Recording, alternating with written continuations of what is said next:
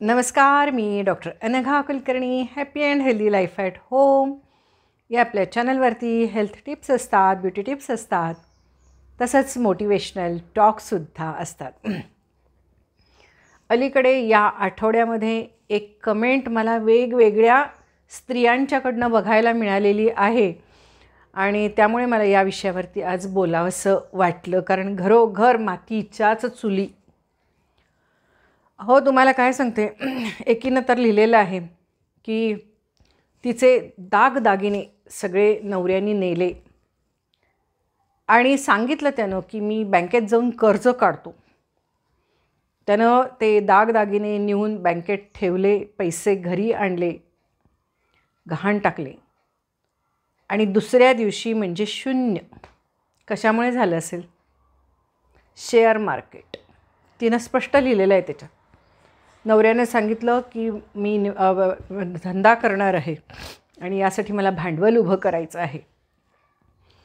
आणि ते सुद्धा तिला कसं कळलं की दुसऱ्या दिवशी परत त्यानं पैसे मागितले नवऱ्यानं आणि ही भांडली आणि तेव्हा त्यानं सांगितले, आता माझ्याजवळ पैसे नाहीत, तुला दागिने पाहिजे असतील तर जा बँकेत जा, तुझे तू सोडवून घे आणि घे. तिनं लिहिलेलं आहे की मी जाऊन माहेरी राहिले, सगळं केलं, पण नवरा काही दागिने द्यायला तयार नाही. घरातले सगळेजण, सासू सासरे, तुझं तू बघ, तू दागिने का दिलेस असं मलाच म्हणतात. नवऱ्यानं आता जॉबही सोडलेला आहे. ती म्हणते नवऱ्याचा चांगला IT मध्ये जॉब होता, पण तिथे खूप जास्त काम पडतं म्हणून त्यानं तो जॉबही आता सोडलेला आहे. फुल टाईम शेअर मार्केट करायचं हे त्याच्या डोक्यात होतं आणि तो घरी आल्यावरती आईवडिलांनी नवऱ्याला अजिबात थारा दिला नाही, कारण त्यांना आवडलं नाही की हा जॉब सोडून घरी आलेला आहे. घरी आल्यावरती सुद्धा त्यानं सांगितलं की मी आता शेती करणार आहे, शेतीत लक्ष घालणार आहे. आईवडिलांनी सांगितलं शेतीत लक्ष घालायचं तर त्यासाठी आम्ही आत्ता आहोत, तुझी आत्ता इथे गरज नाही आहे, तू जॉब कर. पण तरीसुद्धा त्यानं ऐकलं नाही. आईवडिलांनी शांतपणे त्या दोघांना, नवरा बायकोना, घरातनं बाहेर काढलं. तुमचं तुम्ही बघा म्हणून सांगितलं. अर्थात हे आईवडील इथे शाणेच म्हणायचे. आणि त्या मुलीनं लिहिलेलं आहे की मी आता काय करू मॅडम, मी आता काय करू.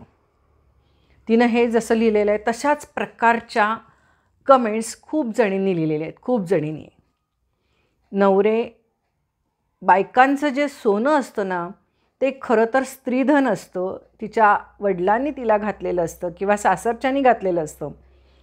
जे लग्नात घातलेलं असतं ते स्त्रीधन असतं, तिच्या स्वतःसाठी ते असतं.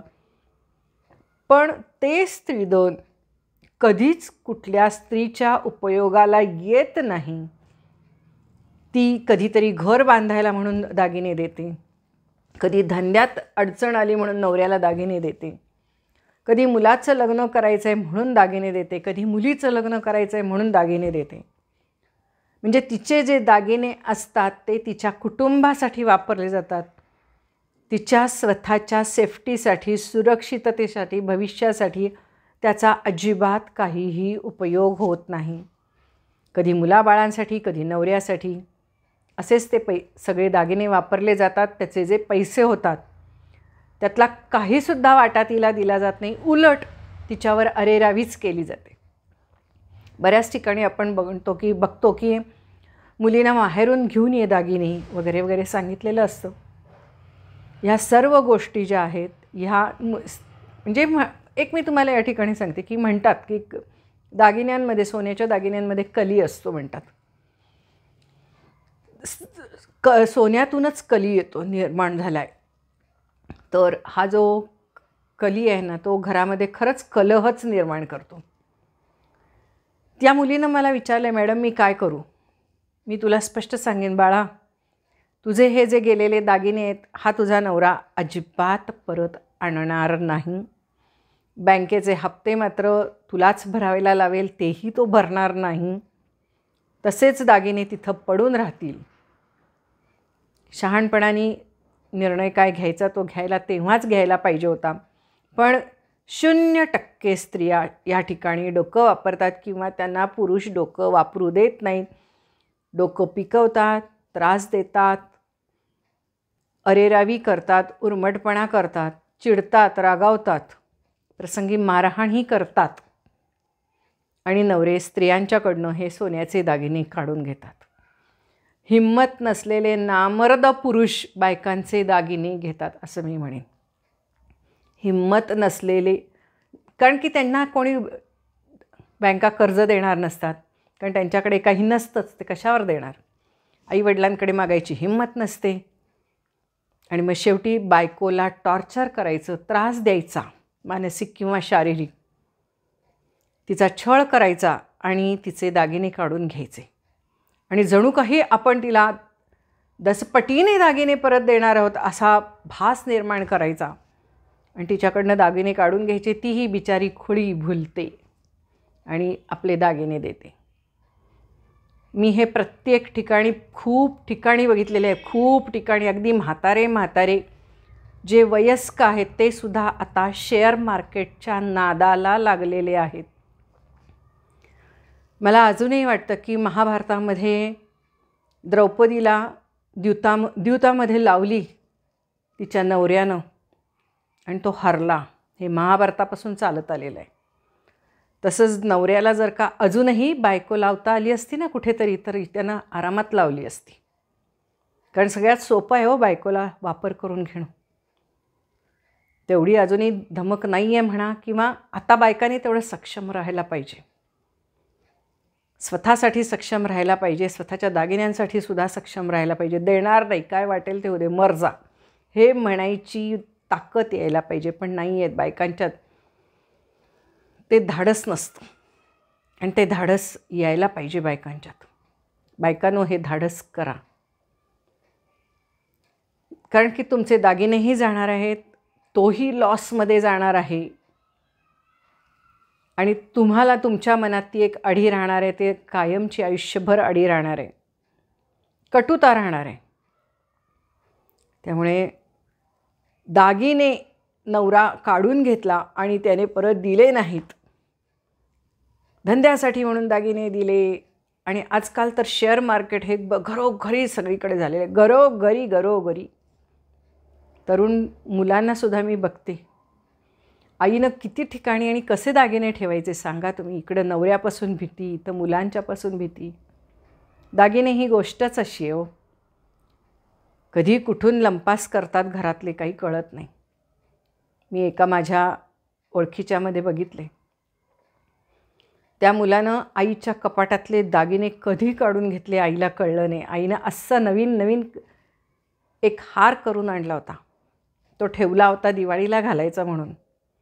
आणि दिवाळीला घालायला ती बघायला गेली कपाटामध्ये, लॉक केलेल्या कपाटामध्ये ती बघायला गेली, तर काहीच तिथे एकही दागिना नव्हता आणि कोणीच घरामध्ये येणारं नव्हतं.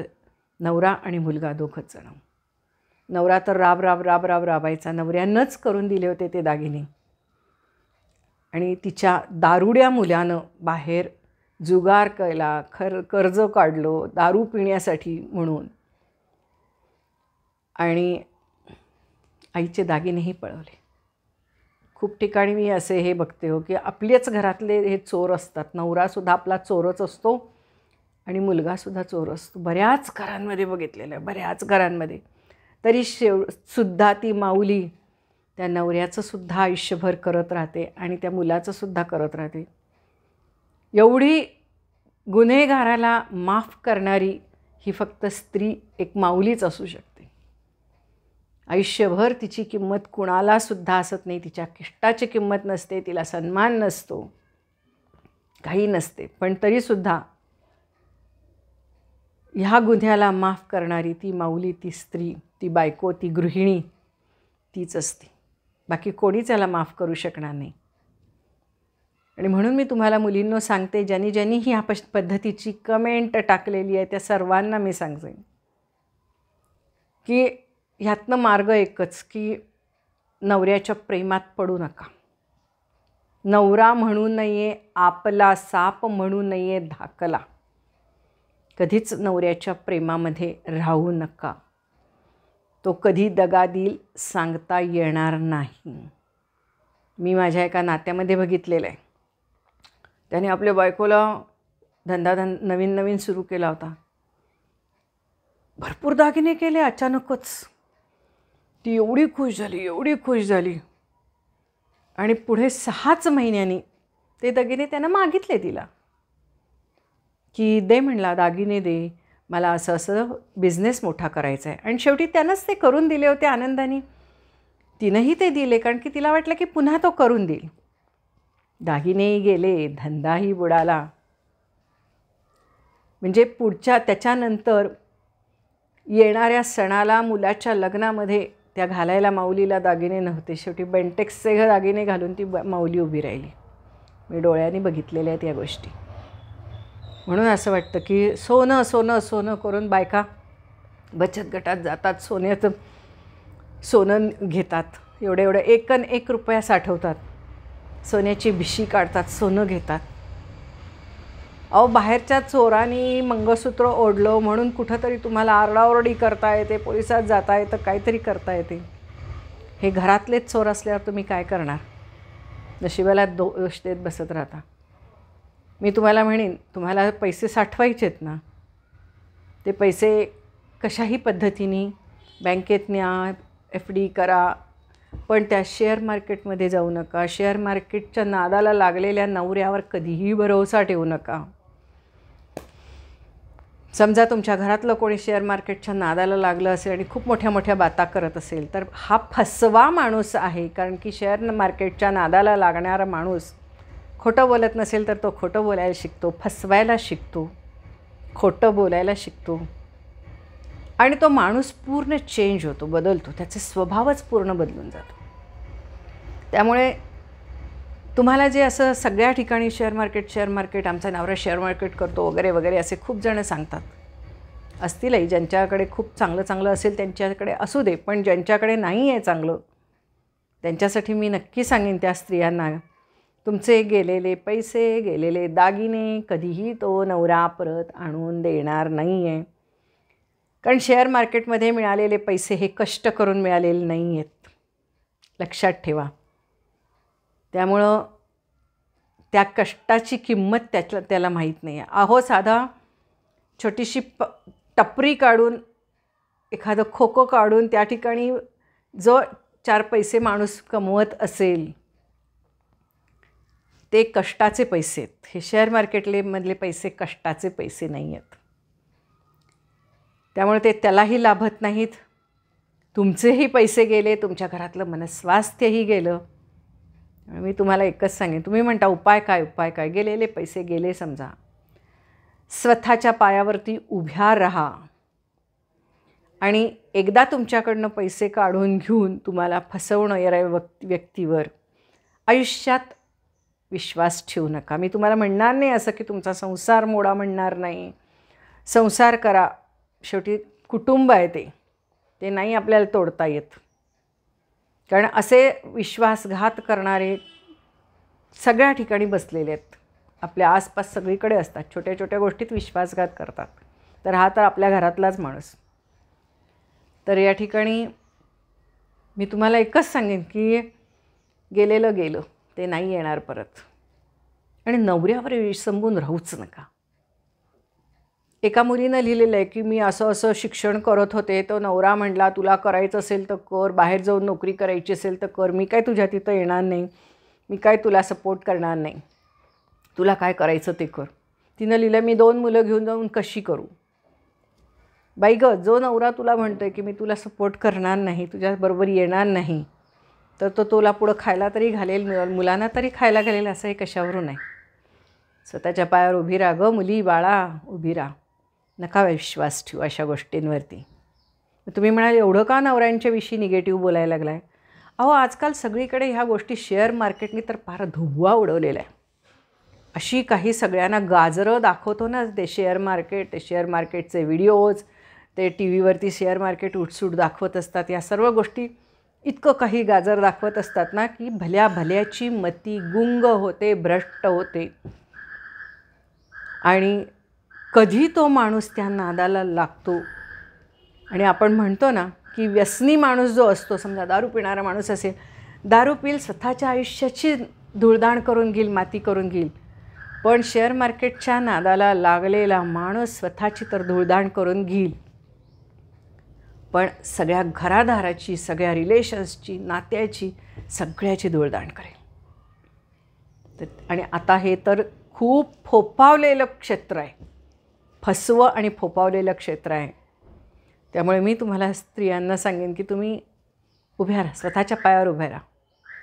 ह्या फसव्या भूलभुलैयाला तुमचा नवरा भुलला असेल, तुमच्या घरातला मुलगा भुलला असेल, पण तुम्ही भुलू नका. तुम्ही ओळखून राहा. तुम्ही कितीही सांगितलं तरी ते ऐकणार नाहीत माणसं. पण तुम्हाला मात्र मी नक्की सांगेन की तुम्ही ओळखून राहा की हे सर्व आता तुम्हाला सांभाळायचं आहे.